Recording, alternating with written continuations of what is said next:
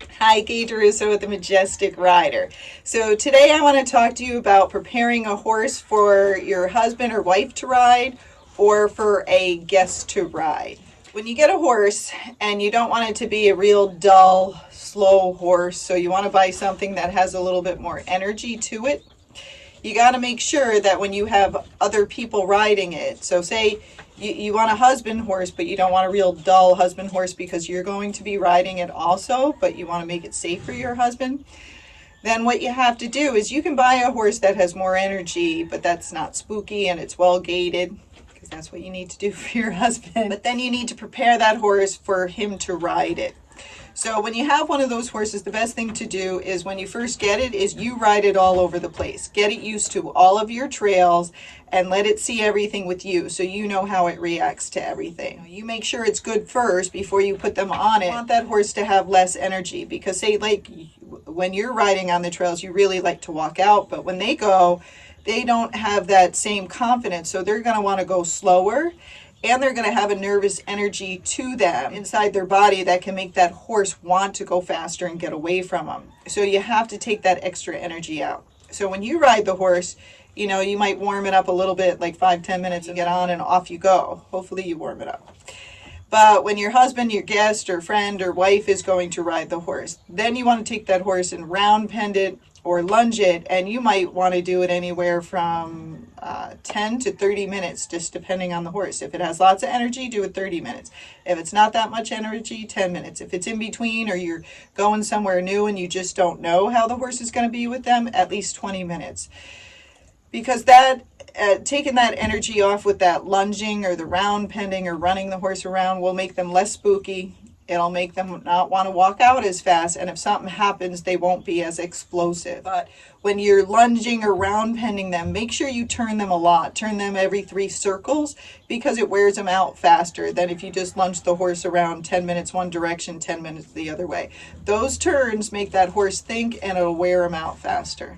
Another thing to do is if you're going to take them riding, say you're going to take them on a long ride, but you have time ahead of time, it's even better to lunge that horse and then you ride it first. Ride it around the barn, ride it around the arena, or take it out on a trail ride, and go a little fast and wear that horse out. So then when they get on it, the horse is warmed up, the horse is calm, it has its energy out, it's already seen things, and it's in work mode.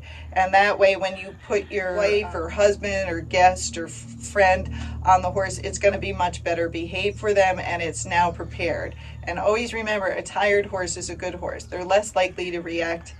But a horse that has not been worked, a horse that has not been warmed up, in other words, run around or lunged or round pen, is going to be a little bit more reactive.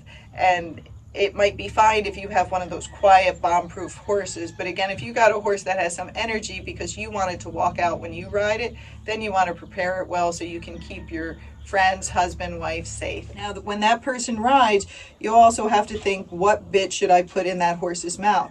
If they're really bad with their hands, you don't want them yanking and ruining your new horse's mouth. So you might want to put them in like a bitless bridle or a hackamore that's not too harsh, or maybe a snaffle or a short shank bit like a miler that's not going to put a whole bunch of pressure on them. Now you might ride that horse if it's real forward horse with a bigger bit, say a longer shank, but you're better with your hands. So when people aren't good with their hands, you have to give them something that's not going to hurt the horse and cause the horse to have problems or have the horse start chucking its head because they're being too much in its mouth. And then you also want to coach that person. Make sure you tell them, if you're nervous, you need to sit back, you need to relax everything. Make sure you relax your buttock and legs and take a deep breath in and out. Because most people, when they get nervous, what do? They tense up and they squeeze their butt and they squeeze everything because they're trying to hold on, and then they pull on those reins and they don't let go.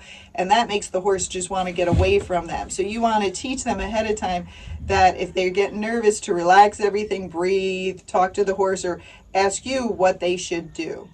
The next thing you want to do is make sure before you go out there that they know how to use those reins correctly and they know how short to have them, because a lot of people who don't ride all the time think it's much nicer to be on that loose floppy rein, but then they're not as good with their hand and they can't shorten those reins up if that horse starts to spook or trip or do something. So you might want to get them some colored reins, and I'll show you what they look like. I'll put a link down there for Amazon. So you might want to get colored reins like this. So when you turn around and look to see how they're doing, you can be like, oh, they're way up here, or they're in the green, and I want them to have their hands in the blue or the red. You know, maybe red if the horse is acting up or being spooky, and blue if we're going down the trail and everything's okay. Because remember, they're not going to be as fast with their hands as you are, and they're not going to know things like how the horse sees, how it reacts, because they don't ride all the time.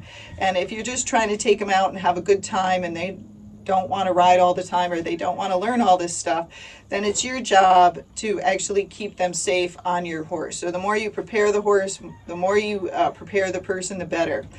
I always try to make sure that before I take anybody out there, they know the basics. So they know how to use the reins, how short to have them, how to stop the horse, how to use their legs. They have somewhat good balance, so they're not going to fall off as you're out there. And then I always like to make sure everybody has an idea of how to do a turn on the forehand, because that will help them if the horse starts acting up. They'll know how to spin it, make sure they know how to make a circle, and then make sure they know how to back up.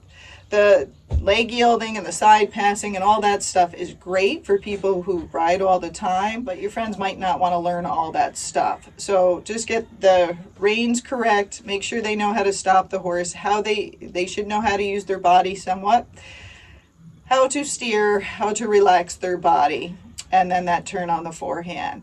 And that makes a big difference. Okay, and then as you're out there, teach them a little bit. Don't be too annoying, but you want to give them tips here and there. If you see like they're making faces, or they look like they're not too happy and you've been trying to tell them stuff, then don't tell them as much. Because sometimes you take them out there and you're trying to teach them, and they really are only doing it because you want them to do it. So now they're getting annoyed because you're making them do all this stuff. So, you know, just teach them the basics and then leave it at that. Expect that they're not going to ride perfectly. They're not going to have a perfect position. They're not going to have perfect reins. But you're just trying to make sure the horse is comfortable and well behaved, and the person is comfortable and safe and having some fun. Okay, hope that helps.